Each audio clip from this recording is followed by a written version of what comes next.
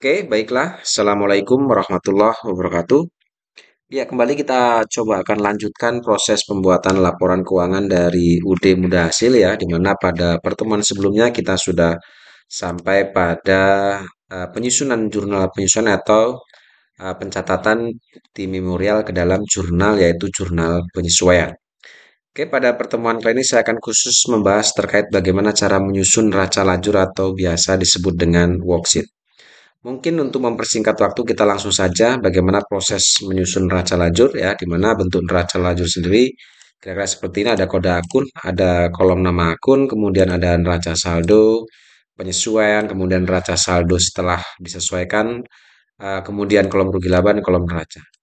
Nah, cara penyusunan neraca lajur atau cara mengisi neraca lajur ini sebenarnya sangat gampang sekali ya. Yang pertama kita langsung saja. Nah, untuk kolom neraca laju, neraca saldo, ini cara mengisinya adalah cukup kalian pindahkan saja saldo-saldo yang ada di trial balance 31 Desember ini. Ya, kalian tinggal pindahkan saja semua saldo ya dari kode akun 1 sampai dengan kode 9 ke dalam neraca lajur ini. Ya, silakan kalian pindahkan yang debit, kalian pindahkan debit, yang kredit kalian pindahkan kredit di kolom neraca saldo ini. Oke, kalian pindahkan ke sini. Kemudian setelah itu baru akan terlihat hasilnya seperti ini kira-kira. Ya, ini adalah hasil pemindahan data saldo dari trial balance ya 31 Desember ke dalam neraca lajur yaitu kolom neraca saldo. Kemudian silakan kalian jumlahkan sisi debit dan sisi kreditnya.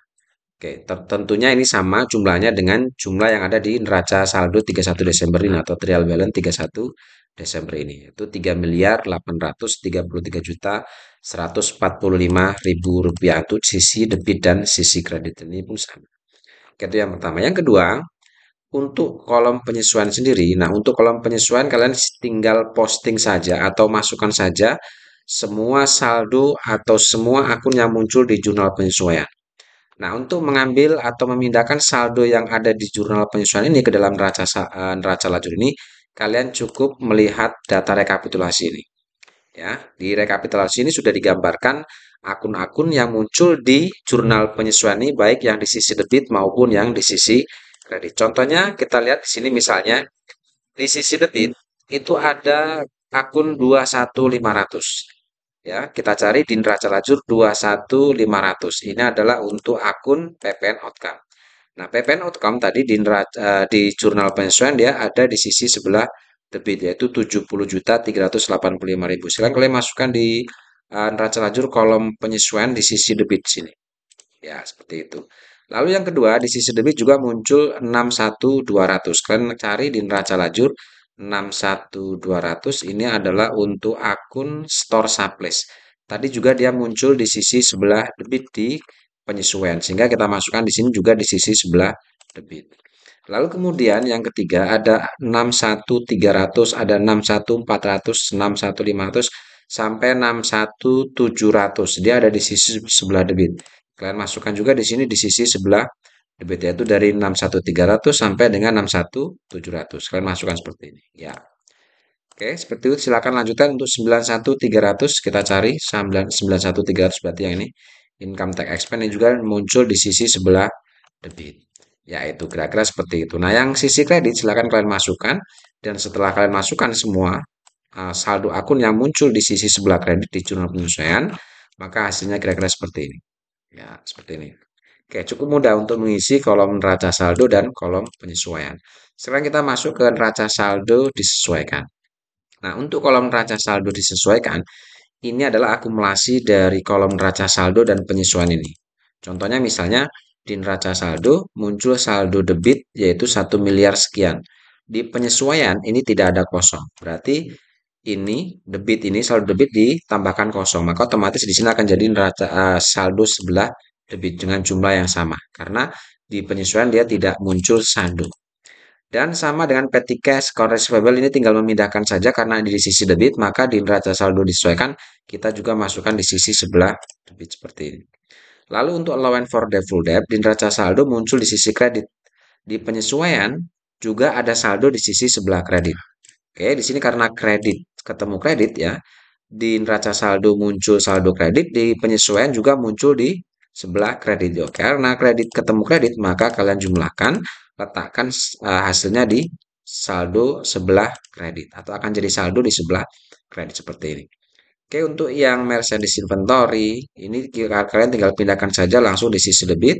Kemudian untuk yang untuk yang store supplies, di neraca saldo muncul debit. Di penyesuaian dia muncul di sisi kredit. Oke, debit ketemu kredit. Maka ini bisa kita kurangkan. 14.200.000 dikurangi 2.575.000. Saldonya kita letakkan di sisi sebelah debit karena di sini nilai debit dia lebih tinggi dari nilai saldo yang ada di kredit, sehingga sisanya kita letakkan di sisi sebelah debit. Oke, begitupun dengan prepaid insurance dan prepaid rent. Ya, di sini di neraca saldo muncul debit, di penyesuaian dia muncul di sisi sebelah kredit. Oke, debit ketemu kredit. Kalian kurangkan di sisi debit dengan yang di sisi kredit. Hasilnya kalian letakkan di sisi sebelah debit karena saldo debit dia lebih besar dari kredit. Maka sisanya kita letakkan di sisi sebelah debit seperti itu. Oke, yang ini kosong, kemudian untuk equipment at cost ini tinggal pindahkan saja di sebelah debit karena di penyesuaian dia kosong. Kemudian untuk equipment akum debt di neraca saldo dia muncul saldo kredit.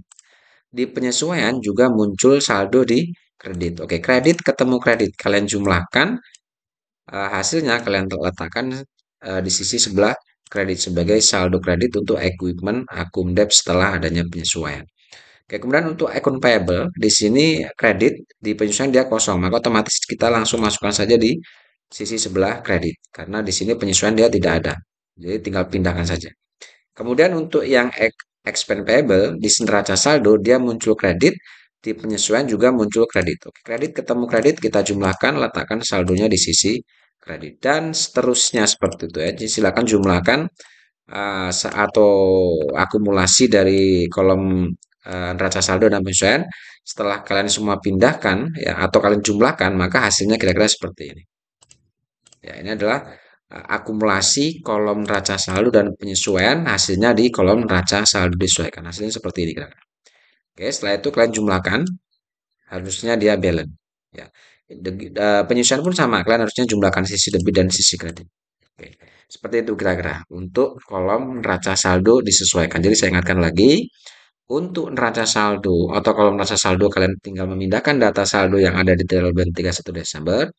Untuk yang penyesuaian kalian tinggal pindahkan saldo yang muncul di jurnal penyesuaian. Kalau neraca saldo disesuaikan itu adalah akumulasi dari kolom neraca saldo dan penyesuaian. Sekarang kita masuk ke kolom rugi laba. Nah, untuk rugi laba, cara mengisinya adalah kalian berdasarkan data yang ada di neraca saldo disesuaikan ini. Nah, kalau kita bicara rugi laba, maka kita akan bicara akun pendapatan dan akun beban.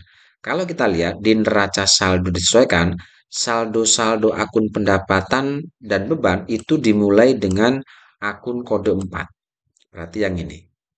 Oke, kode akun 4 sampai dengan kode 9 ini adalah akun-akun yang terkait pendapatan dan beban di sini. Nah, kalau kita lihat saldo akun dari kode 4 itu berarti dimulai dari sini. Ya, berarti ini. Ini adalah saldo-saldo akun pendapatan dan saldo akun beban. Ya, sekali lagi, untuk mengisi kolom rugi laba itu adalah mengambil data yang ada di neraca saldo disesuaikan, yaitu saldo mulai dari kode akun 4 sampai dengan kode akun 9. Nah, kenapa kita mengambil saldo dari kode akun 4 sampai dengan kode akun 9?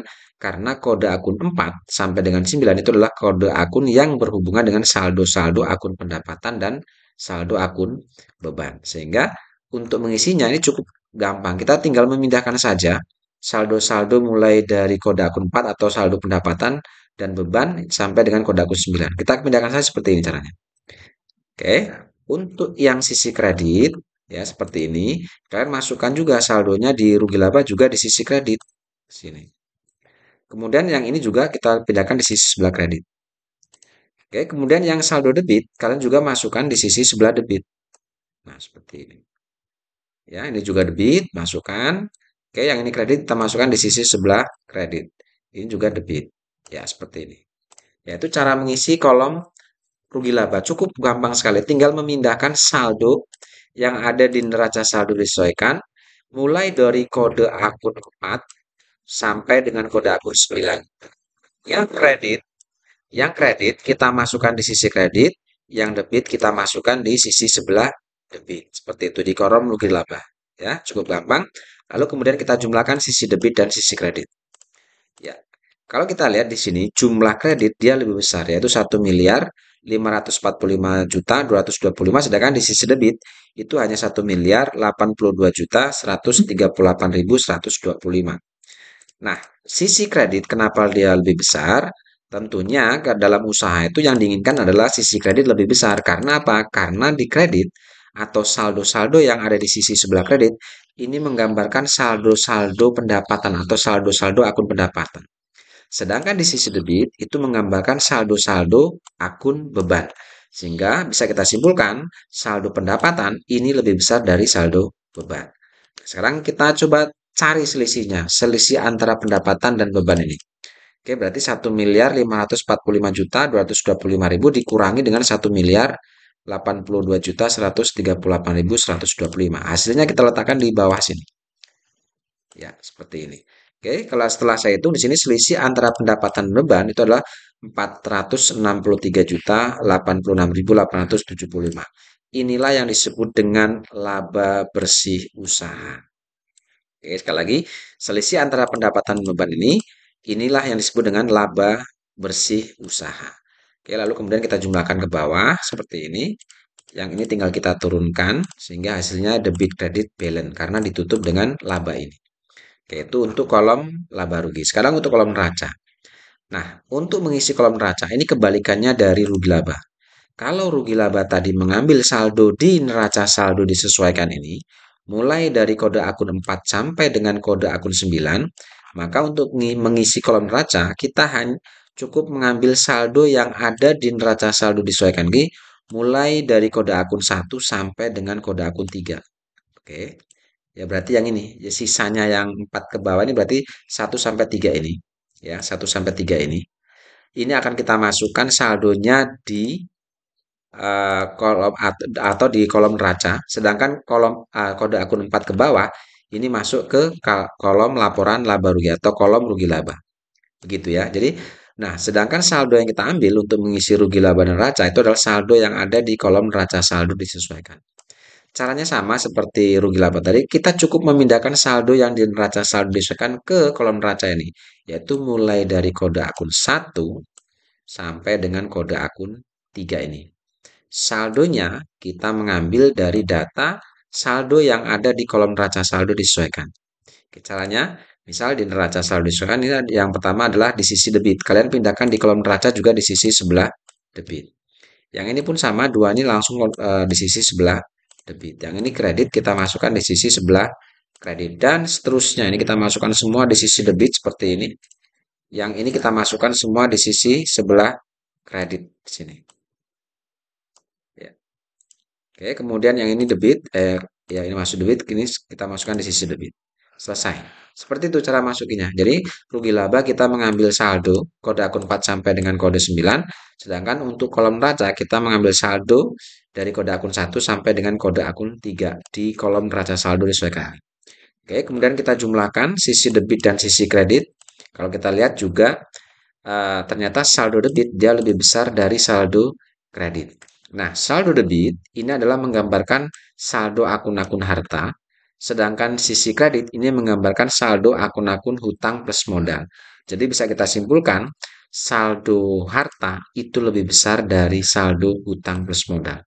Dan kita lihat kita hitung selisihnya 2.721.135 dikurangi 200 2.258.048.125. Letakkan di sini hasilnya. Ya, hasilnya adalah 463.086.875. Kalau kita perhatikan, selisih pendapatan dan beban yang disebut dengan laba ini sama dengan selisih antara harta dengan modal plus hutang ini. Oke, baru kita jumlahkan ke bawah seperti ini. Ini pun kita turunkan ke bawah sehingga hasilnya balance. Oke, jadi kalau ukurannya, kalau selisih pendapatan ini sama dengan selisih pendapatan beban ini sama dengan selisih harta hutang plus modal, Berarti neraca lajur yang kalian susun bisa dikatakan sebagai data yang sudah benar. Oke, itu saja yang bisa saya sampaikan untuk pertemuan kali ini. Untuk selanjutnya kita akan coba bahas terkait laporan laba rugi dan laporan perubahan modal. Ya, terima kasih. Assalamualaikum warahmatullahi wabarakatuh.